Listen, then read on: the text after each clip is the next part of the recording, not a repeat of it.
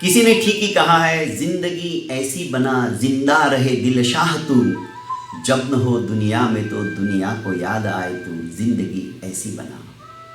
दोस्तों, मनुष्य जन्म पाकर यदि मानवता के जो गुण है हमारे अंदर विकसित नहीं होते हैं, दुखियों के दुख को देखकर हमारा हृदय द्रवित नहीं होता है, उनके दुखों को हरने के लिए हम संकल्पशील नहीं बनते हैं, तब तक सोचना चाहिए कि हमारा जीवन सार्थक नहीं हो पाया है। जीवन को सफल एवं सार्थक बनाने के लिए दोस्तों अच्छे अच्छे कार्य करते चले जाओ।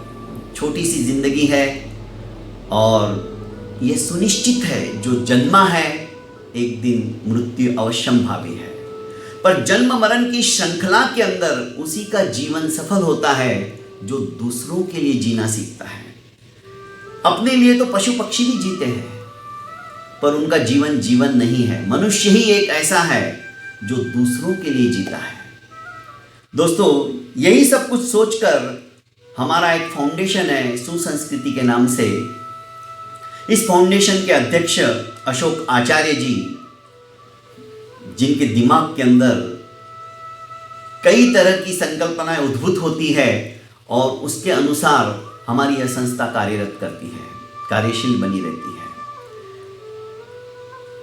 इस संस्था ने एक मुट्ठी अनाज योजना, जो कि किसी को भी एक मुट्ठी अनाज देना दुभर नहीं लगता है, दुष्कर नहीं लगता है, सुगमता से सहजता से कोई भी दे सकता है, पर ये थोड़ा इकट्ठा करके हम कई संस्थाओं को अपनी शक्ति के अनुसार देने का प्रयास करते हैं। सबसे पहले हम आनंद ग्राम इन्फेंट इंडिया से जुड़े, जिसको कि दत्ता बारगजे एवं संध्याताई इस संस्था का संचालन करते हैं। बीड जिले में है और यह संस्था HIV पॉजिटिव बच्चों को संभालती है। दोस्तों, इन दोनों दंपत्ति को सैल्यूट करता हूं, इतना आसान नहीं है।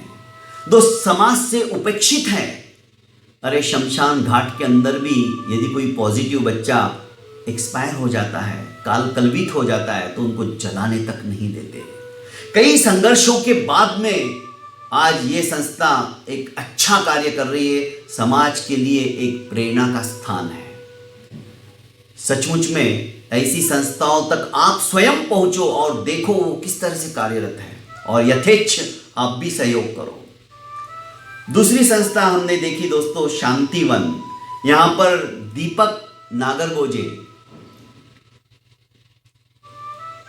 धनाढ्य व्यक्ति, पैसों का किसी भी प्रकार का अभाव अभियोग नहीं, पर अपना सर्वस्व उसने उन शेतकरी किसान लोग जो कि आत्महत्या कर लेते हैं, उनके बच्चों को ये संस्था संभालती है, उनको पढ़ा लिखा कर सुयोग्य बनाती है, अपने पैरों के ऊपर खड़ा करती है। और तीसरी संस्था, अभी थोड़ा ही समय हुआ है हम जुड़े हैं स्नेहवन से।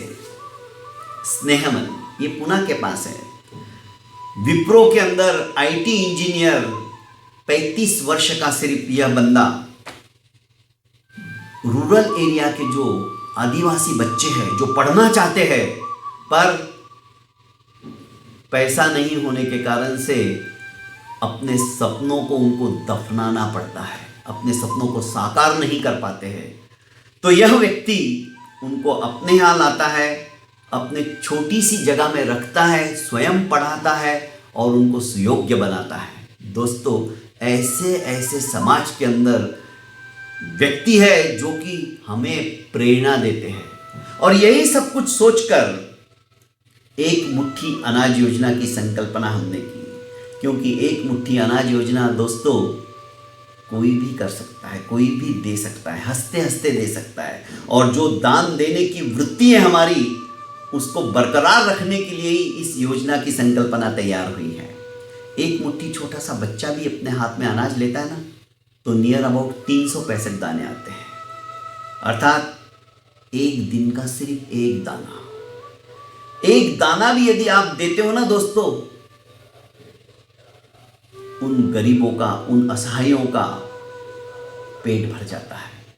यही संकल्पना लेकर मैं आपके सामने आया हूं और आप भी यथाशक्ति जो देना चाहो सहर्ष दीजिए, क्योंकि इस धन की गति 3 है, दान भोग और नाश। दान भोग जो ना किए तो सुनिश्चित है विनाश। दोस्तों, पाया है तो देकर चले जाइए, क्योंकि एक दाना भी यदि हमने खेत के अंदर बोते हैं ना तो हजारों दाने हमें प्राप्त हो जाते हैं। मिटा दे अपनी हस्ती को गर कुछ मर्तबा चाहे, कि दाना खाक में मिलके गुले गुलजार होता है। तो दोस्तों, मुक्त हस्त से दान दीजिए। सुनिए।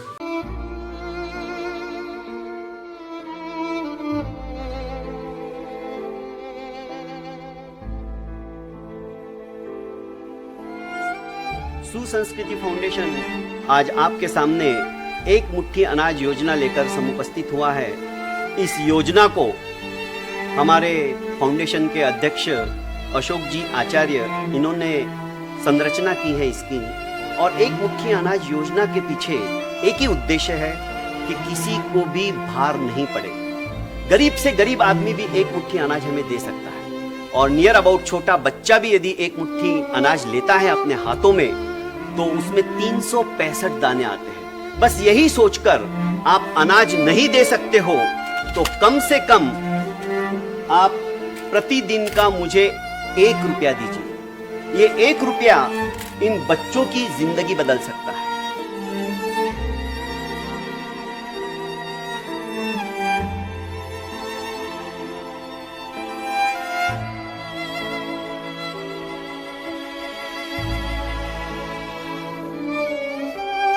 रोज का सिर्फ 1 रुपया अर्थात साल भर के 365 रुपए इन विविध संस्थाओं के अनाथ बच्चों की जिंदगी बदल सकता है। किसी को अच्छा खाना, अच्छी पढ़ाई और अच्छा ट्रीटमेंट प्रदान कर सकता है।